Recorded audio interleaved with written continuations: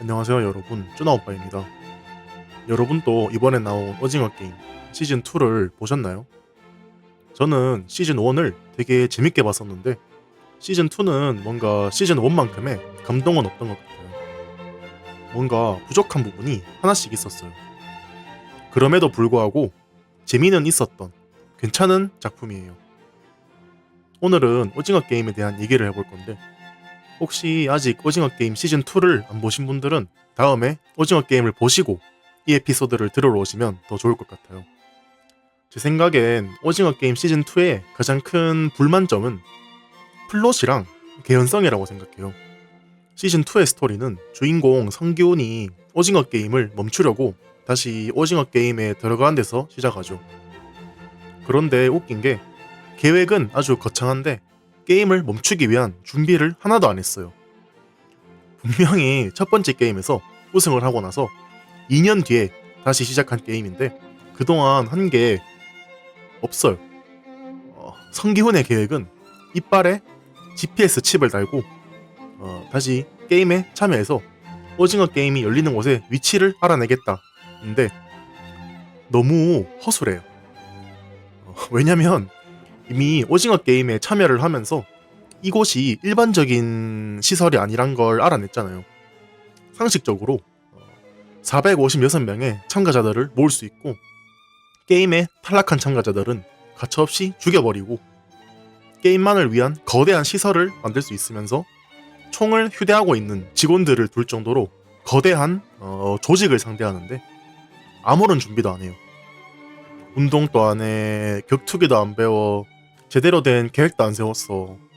대체 2년 동안 뭘 했는지 모르겠어요. 기껏해야 총 좀 사고 사격수를 연습하고 돈을 주고 용병 10명 정도를 고용했다는 거 정도? 아니, 저 정도로 큰 조직을 상대하는데 2년 동안 세운 계획이 이게 전부인 게 말이 안 돼요. 시즌 1의 성기훈이라면 그럴 수도 있겠다라는 생각이 들잖아요. 시즌 1에서는 도박을 한다고 돈을 다 까먹고 자기 어머니도 제대로 안 챙기고 유부단하고 겁 많고 그냥 전형적인 착하기만 하고 능력은 없는 캐릭터였죠. 그런데 시즌2에선 성균이라는 사람은 시즌1과는 완전 달라진 걸로 묘사되잖아요. 항상 진중하고 사람들을 구하고 싶어하고 게임을 끝내고 싶어하는 사람으로 묘사되는데 말만 그렇고 실제로 한 건 없으니까 이 부분이 이해가 잘 안 된다는 거죠. 실제로 계획이 성공해서 위치를 찾아냈다고 하더라도 10명 정도 되는 인원으로는 아무것도 못하겠죠. 오징어 게임의 병사들은 그것보다 훨씬 많고 다 총기를 휴대하고 있으니까요. 그리고 제가 생각했을 때 플롯에서 가장 큰 문제점은 마지막에 나오는 반란 장면이에요. 마지막에서 성기훈과 사람들이 병사들로부터 총을 빼앗아서 주최 측을 상대로 반란을 일으키죠. 주인공 성기훈이 게임을 끝내고 싶어 한다는 건 이해해요. 성기훈은 사람들을 살리고 게임을 끝내기 위해서 게임에 참여했으니까요. 그런데 다른 사람들은 왜 반란에 참여를 하는지 모르겠어요. 드라마에선 더 많은 돈을 위해 게임의 진행을 원하는 동그라미들이 있고 모은 상금을 받고 게임을 끝내기를 원하는 X들이 있죠. 이 사람들은 결국 반란을 일으킬 이유가 없어요. 동그라미들은 그냥 게임을 계속해서 돈을 더 받고 싶을 뿐이고 X들은 빨리 게임을 끝내서 나가고 싶은 거잖아요. 만약 반란을 하면 상금은 누가 줘요? 만약 반란을 해서 성공을 해도 돈을 못 받고 실패를 하면 죽을 텐데 반란의 이유가 하나도 없잖아요. 드라마에선 동그라미들은 아무것도 안 하고 보고만 있고 X 중에선 반란에 참여한 사람들도 있는데 이 장면이 저는 제일 이해가 안 됐어요. 오히려 동그라미나 X나 반란을 일으키려는 성기훈을 말려야죠. 결국은 그 사람들은 돈이 필요한 거니까요. 그리고 결정적으로 이번 오징어 게임 시즌2는 시즌2가 아니고 시즌 1.5예요. 이게 무슨 말이냐면 엔딩이 애매하게 끝이 나요. 저는 엔딩을 보고 나서 엥? 여기서 이렇게 끝이 난다고? 라는 생각이 들었어요. 사람들이 반란을 하고 가장 결정적인 순간에 시즌2가 끝이 나죠. 보통 드라마는 큰 에피소드를 끝내고 다음 시즌으로 넘어가는데 이번 오징어 게임 시즌2는 큰 에피소드의 중간에 클라이막스 부분에 끝을 내버려요. 마치 시즌2를 찍어놓고 앞에 절반을 시즌2로 내고 뒤에 절반을 시즌3로 내는 것 같다는 생각이 들었어요. 그리고 시즌2에 새로 나온 캐릭터들에 대해서 불만도 있는데 상대적으로 시즌1의 캐릭터들에 비해서 매력이 떨어져요. 시즌2의 캐릭터들은 대략적인 배경 스토리만 알려주고 캐릭터들의 개인적인 서사가 적어요. 이 캐릭터는 북한에서 온 탈북자이고 아들이 있습니다. 이 캐릭터는 해병대 출신이고 자기 위로 누나가 4명이 있습니다. 이런 건 저희가 궁금하지 않잖아요.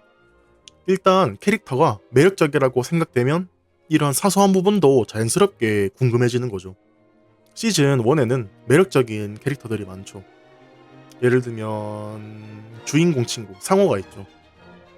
기본적으로는 악한 사람은 아니지만 자신을 위해서라면 다른 사람을 기꺼이 죽일 수도 있는 사람이죠. 처음부터 끝까지 자기 친구 성기훈이 답답하고 바보 같다고 생각했지만 결국 자기의 친구를 자기 손으로 죽일 수는 없었던 사람이잖아요. 그리고 게임의 호스트였던 오일남 할아버지도 있고 또 북한에서 온 탈북자 새벽이랑 인도에서 온 청년 알리도 있었잖아요. 다 매력있고 기억에 남는 캐릭터인데 이번 시즌2는 시즌1만큼 임팩트가 있는 캐릭터가 많진 않았어요. 제가 좋아했던 캐릭터는 그 트랜스젠더 군인인데요. 뭔가 캐릭터의 얼굴이 익숙하다 싶었는데 2년 전쯤에 더 글로리라는 드라마가 한국에서 나왔었어요. 알고 보니 거기서 빌런 캐릭터를 연기한 배우더라고요. 아무튼 이 트랜스젠더 군인은 기본적으로 착한 사람이고 화력도 시원시원해서 마음에 들었어요. 아직 세상엔 트랜스젠더 같은 성소수자에 대한 편견이 남아있는데 그런 편견을 조금 깨준 캐릭터라고 생각을 하고요. 또 빛이 있으면 어둠이 있는 법이죠. 래퍼 타노스 형님이 또 기억에 남는데요. 타노스 형님은 K-팝 그룹 빅뱅의 탑이죠. 저는 빅뱅 세대라서 처음엔 조금 반갑긴 했는데 정말 타노스 형님이 나오는 장면마다 너무 힘들었어요.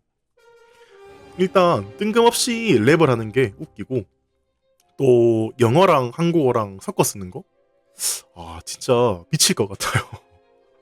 처음에 그 Excuse me, señorita 라고 하는 장면이 있었는데 저는 제가 잘못 들은 줄 알았어요. 외국 분들은 어떻게 생각하실지 모르겠는데 한국 사람이 보면 정말 어이가 없거든요. 아니 래퍼들은 다 이렇게 말을 하나? 나중에 가니까 파블로프의 개처럼 타노스 형님을 보면 반사적으로 웃음이 나오더라고요. 그리고 이번 시즌2에선 유명한 배우들이 많아요. 평소에 한국 드라마나 한국 영화를 자주 보신 분들은 익숙한 얼굴도 보이실 거예요. 이렇게 유명한 배우들이 나오면 사람들은 당연히 이 캐릭터들이 중요한 역할을 하겠구나 하고 생각을 하는데 많은 캐릭터들이 제대로 한 게 없어요. 아마 활약이 없던 새로운 캐릭터들은 시즌3에서 제대로 된 활약들을 할 것 같아요. 시즌3가 이번 연도 여름쯤에 나온다고 하는데요. 제 생각엔 돈을 좀 더 벌고 싶어서 일부러 시즌2와 3로 나눠서 낸 것 같다는 생각이 드네요. 그리고 이제는 시즌2에 나온 게임들에 대해서 얘기해보고 싶어요. 왜냐면 오징어 게임에 나온 게임들은 다 한국의 전통 놀이들이라서 아마도 여러분들이 잘 모르는 디테일들이 있겠죠? 저는 한국에서 태어난 한국인이니까 여러분들에게 시즌2의 게임들에 대해서 이런저런 설명을 해주면 재밌을 것 같아요. 우선 시즌2에서 가장 처음 나온 게임은 딱지치기죠.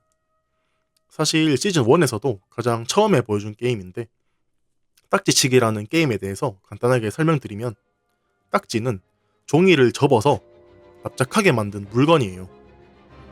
바닥에 있는 그 딱지를 다른 딱지로 쳐서 뒤집으면 이기는 게임이에요. 차례대로 한 번씩 돌아가면서 하는 게임인데 드라마에서 보면 상당히 쉬워 보이는데 사실 꽤 어려워요.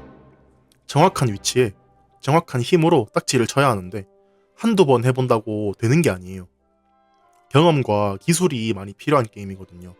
사실 드라마에서 나오는 딱지는 종이로 만든 딱지인데 제가 초등학교를 다닐 때는 고무로 된 딱지가 유행했었거든요. 포켓몬 모양이나 디지몬 모양을 가지고 있는 딱지들이 유행했었어요. 저는 이런 딱지보다는 종이 딱지를 더 선호했는데 왜냐면 고무로 된 딱지는 쳐서 뒤집기가 힘들어요.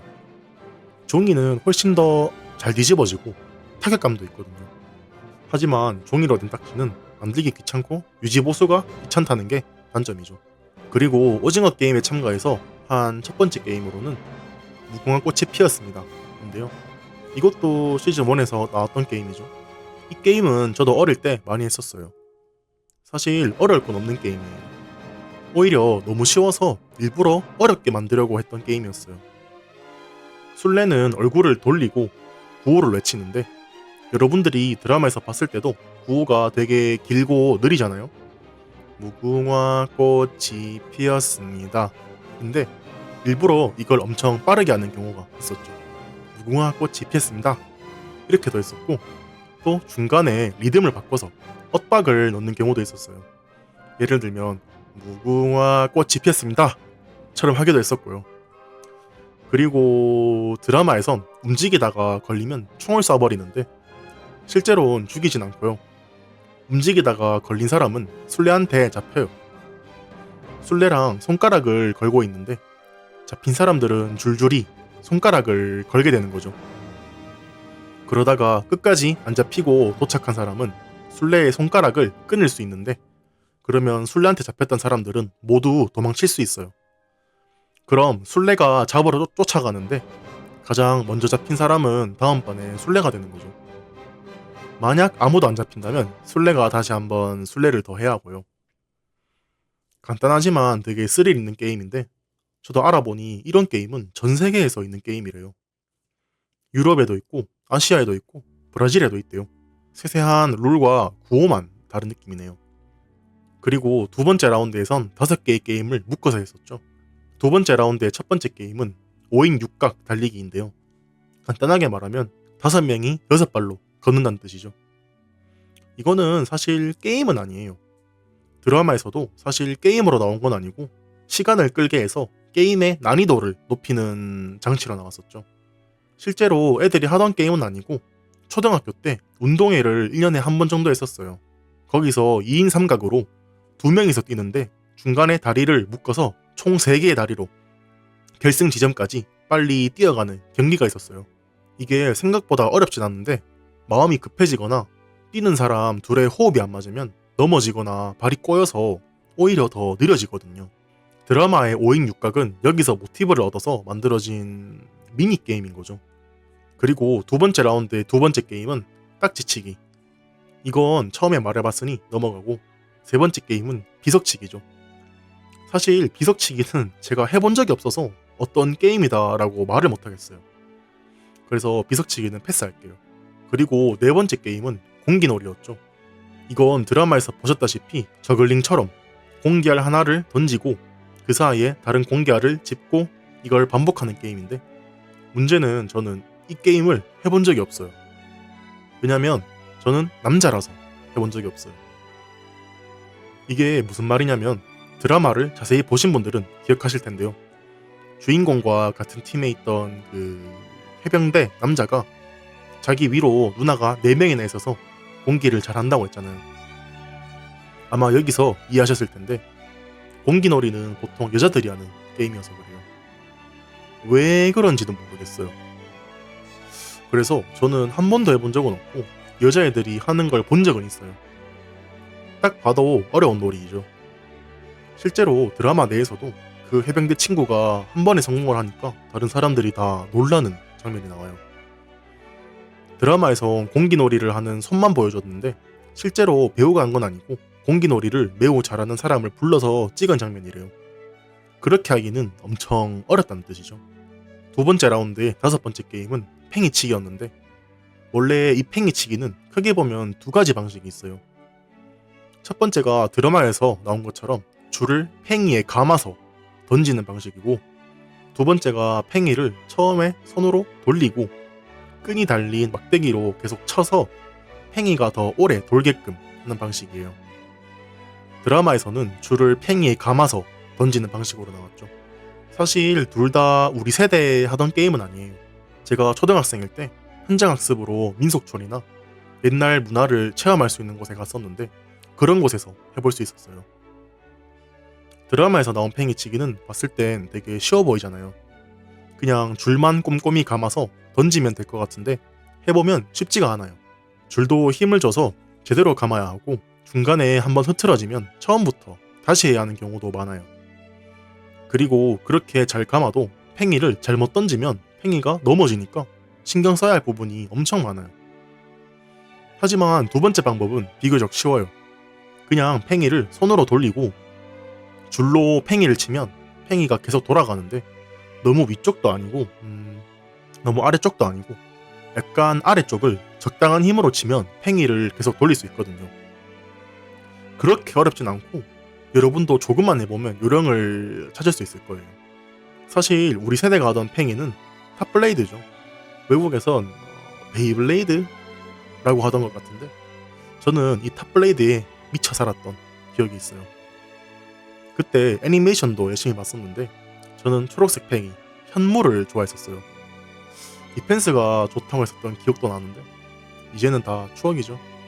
그리고 두 번째 라운드의 마지막 게임은 제기차기인데 이것도 드라마를 보신 분들은 바로 룰을 이해하셨을 거예요. 룰 자체는 그렇게 어렵진 않은데 실제로 해보면 쉽지 않은 놀이죠. 드라마에서 안 나온 내용을 하나 설명하자면 발로 아무렇게나 차는 게 아니고 발의 옆면을 이용해서 차는 거예요.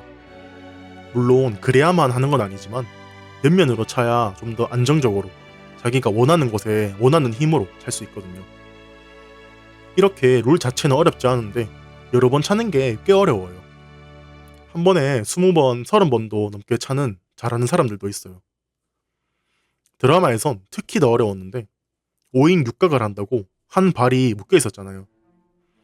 일반적인 룰로 하면 조금 잘못 차더라도 약간씩 움직이면서 수정할 수 있는데 한 발이 묶여 있으면 한 번만 잘못 차도 끝이죠.